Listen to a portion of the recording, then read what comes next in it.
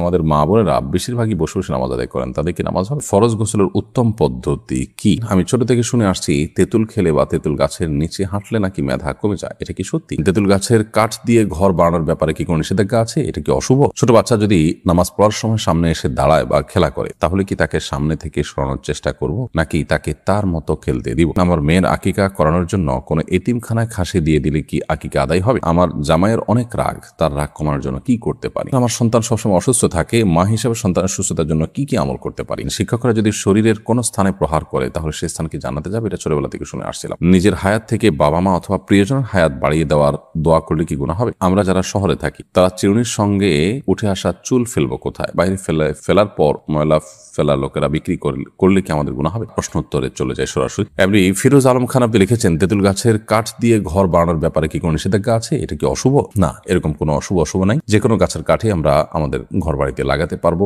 এতে কল্যাণের কোনো ব্যাপার নেই।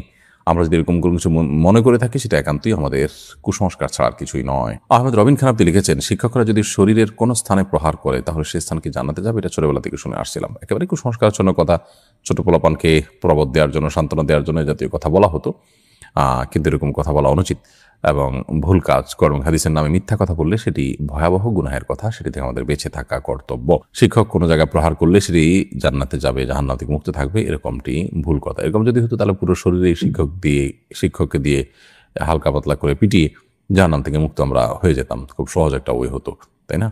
এরকম কোনো কথা কোরআন হাদিস দ্বারা প্রমাণিত না, সম্পূর্ণ মন গড়া কথা। জান্নাতুল ফেরদাউস আপনি লিখেছেন, ছোট বাচ্চা যদি নামাজ পড়ার সময় সামনে এসে দাঁড়ায় বা খেলা করে, তাহলে কি তাকে সামনে থেকে সরানোর চেষ্টা করব, নাকি তাকে তার মতো খেলতে দিব? যদি সে আপনার খুব বেশি ডিস্টার্ব করে, তাহলে সেক্ষেত্রে আলতোভাবে সরাতে পারেন, যাতে আমলে কাসির না হয়। অর্থাৎ আপনি সরাতে গিয়ে আবার এত বেশি মুভমেন্ট করলেন যে আমলে কাসির হয়, এরকম যেন না হয়, সেই জিনিসটি খেয়াল করতে হবে। আর যদি সেটা না পারেন, তাহলে বা এত বেশি মুভমেন্ট না হয়, বরং সে যেটা খেলছে সে খুবই হালকা পাতলা খেলছে, এরকম যদি হয়, তাহলে সেক্ষেত্রে তাকে তার মতো খেলতে দিবেন। আপনি অযথাই তাকে ধরতে গিয়ে নিজের নামাজের মনোযোগ নষ্ট করা, কিংবা নামাজের যে কাইফিয়ত, নামাজের যে অবস্থার মধ্যে আপনি আছেন, সেটির পরিবর্তন করতে যাবেন, সেটা প্রয়োজন নেই। তাহারাত তানি আপনি লিখেছেন, আমরা যারা শহরে থাকি, তারা চিরুনির সঙ্গে উঠে আসা চুল ফেলবো কোথায়? বাইরে ফেলার পর ময়লা ফেলা লোকেরা বিক্রি করলে কি আমাদের গুনাহ হবে? কেউ যদি কুড়িয়ে নিয়ে বিক্রি করে, তাহলে আমাদের গুনাহ হবে না। তবে আমরা চাইলে আমাদের আশেপাশে যেখানে খুব বেশি আপনার ময়লা নয়, ড্রেন ইত্যাদি নয়, খুব নোংরা জায়গা নয়, সেরকম জায়গা আমরা ফেলে দিতে পারি, এবং সেই জায়গাগুলো আমরা খুঁজে বের করতে পারি। আবার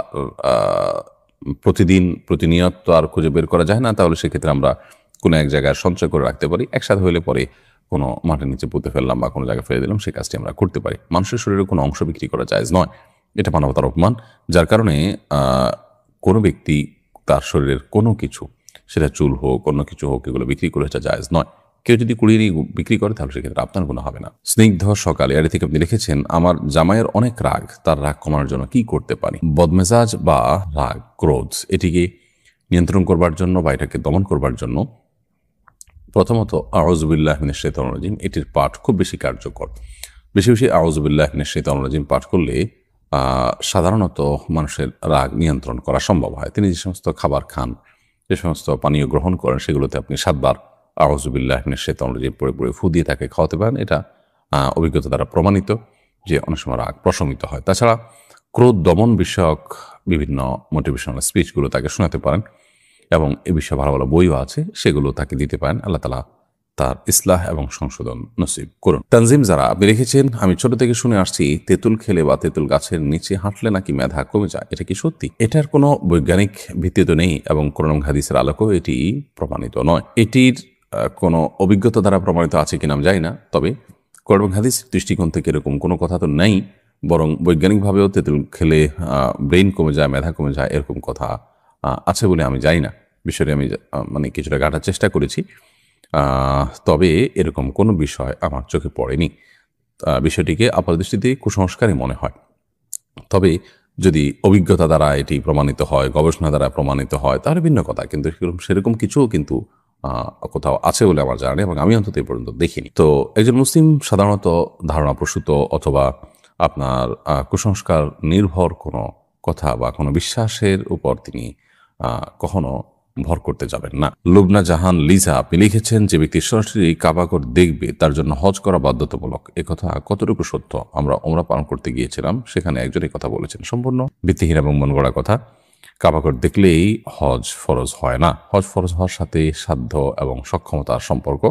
কেউ যদি কাবাঘর সরাসরি নাও দেখেন আর এদিকে তার মানে হজ করার মতো সামর্থ্য থাকে, তাহলে তার উপর হজ করা ফরজ হয়ে যায়। আর যদি কেউ দেখেন অথচ তার সামর্থ্য নেই, তাহলে তার উপর হজ করা ফরজ নয়। অতএব হজ করা ফরজ হওয়াটা কাবাঘর সরাসরি দেখা না দেখার উপর নয়, বরং সক্ষমতা থাকা না থাকার উপরে। ফাতিমা রহমান লিখেছেন, বাচ্চা ডেলিভারির সময় ও পরে 40 দিন যে কাপড় মায়েরা পরিধান করেন, পরবর্তীতে সেই কাপড় ধুয়ে পরিধান করে কি নামাজ পড়া যাবে, নাকি সেই কাপড় ফেলে দিতে হবে? বাচ্চা ডেলিভারির সময় এবং পরবর্তীতে 40 দিন কাপড় থাকে, সেই কাপড়গুলো যদি নাপাক থাকে, রক্ত থাকে, সেগুলো ধুয়ে তো অবশ্যই তারা পবিত্র করে পড়তে পারবে। এই কাপড় ফেলে দেওয়ার কোনো কারণ নেই। যদি সেগুলো পরিচ্ছন্ন করে পড়ার সুযোগ থাকে, অবশ্যই তারা পড়তে পারবেন। নো টেলার্স এডি থেকে আপনি লিখেছেন, আমি দোকানে কাজ করি, সাধারণত মোবাইলে কোরআন তেলাওয়াত শুনি। যখন কোনো কাস্টমার আসে তখন তেলাওয়াত অফ করে কথা বলি, কাস্টমার চলে গেলে আবার চালু করি। দুনিয়াবি কাজের জন্য তেলাওয়াত বন্ধ করা জায়েজ হবে কিনা? অবশ্যই জায়েজ আছে, কোনো অসুবিধা নেই। কারণ আপনি তেলাওয়াতের হক নষ্ট হবে সেই জন্যই তেলাওয়াত বন্ধ করছেন। এই বন্ধ করাটা কোরআনের সম্মানার্থেই, এটা কোরআনের প্রতি অসম্মান করার জন্য নয়।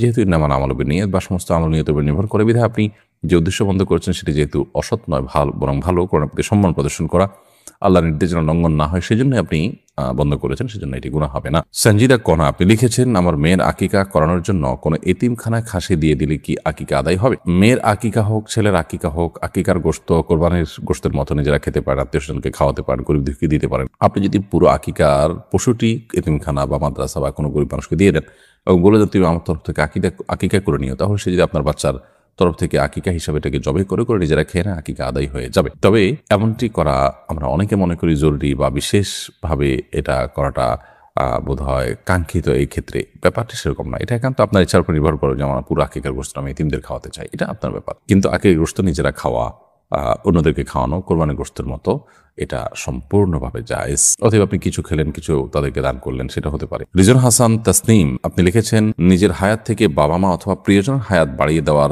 দোয়া করলে কি গুনাহ হবে? এরকম দোয়া আসলে কোনো অর্থবহ দোয়া নয়। কারণ আসলে আপনার হায়াত থেকে বাড়িয়ে আরেকজনকে দিবেন, বা কেউ কারোর হায়াত থেকে কমানো হবে, আরেক জায়গায় প্লাস করা হবে, মাইনাস করা হবে, এরকম কোনো অপশন নেই। আসলে আমাদের হাতে অন্তত নেই। আল্লাহ সুবহানাহু ওয়া তাআলা প্রত্যেকের জন্য যা বরাদ্দ রেখেছেন তিনি তাই ভোগ করবেন, কোরআন এবং সুন্নাহ সেটাই বলে। অতএব এরকম দোয়া করা অমূলক দোয়া, এ দোয়া অর্থবহ কোনো দোয়া নয়। আমরা যেটি করতে পারি সেটা হলো, যাদের নেক হায়াত বৃদ্ধি চাই তাদের জন্য আমরা আল্লাহর কাছে দোয়া করবো, আল্লাহ তার হায়াত বৃদ্ধি করে দেন, তাকে নেক হায়াত দেন, দীর্ঘদিন তাকে আপনি ইমানের সাথে বাঁচিয়ে রাখেন, আমলের সাথে বাঁচিয়ে রাখেন, সেটাও আমরা করতে পারি। কিন্তু অমুকের হায়াত থেকে, আমার নিজের হায়াত থেকে আপনি কমায় তাকে বাড়ায় দেন, এটার কোনো প্রয়োজন নেই। কারণ আল্লাহর কাছে তো অভাব পড়ে যে আমারটা কমায় তাকে বাড়ায় দিতে হবে। ফাহমিদা ইউসা এটি থেকে আপনি লিখেছেন, আমার সন্তান সবসময় অসুস্থ থাকে, মা হিসেবে সন্তানের সুস্থতার জন্য কি কি আমল করতে পারি? বোন ফাহমিদা, আল্লাহ তাআলা আপনার সন্তানকে পরিপূর্ণ সেবা দান করুন, আমরা দোয়া করি। মা হিসেবে সন্তানের সুস্থতার জন্য আপনি তো সাধারণভাবে দোয়া করবেন, দোয়া কবুলের যে সময়গুলো আছে সেগুলোতে আলাদা করে দোয়া করবেন। মা বাবার দোয়া সন্তানের জন্য অনেক বেশি উপকারী। এর বাইরে তার রোগ নির্ণয়ের জন্য ট্রিটমেন্ট করা অথবা রোকিয়ার ব্যবস্থা করা, সেটা আপনি করবেন ইনশাআল্লাহ। পাশাপাশি জমজমের পানি পান করাতে পারেন যদি সুযোগ থাকে।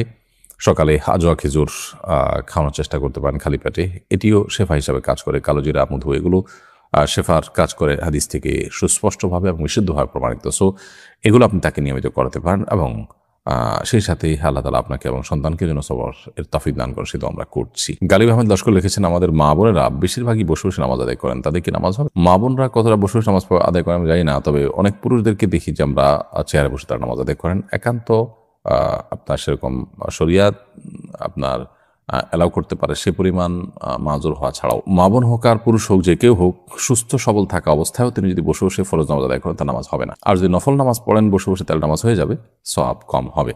আর যদি অসুস্থতার কারণে বসে পড়েন তাহলে সেক্ষেত্রে সওয়াবও কম হবে না, নামাজও হয়ে যাবে ইনশাআল্লাহ তাআলা।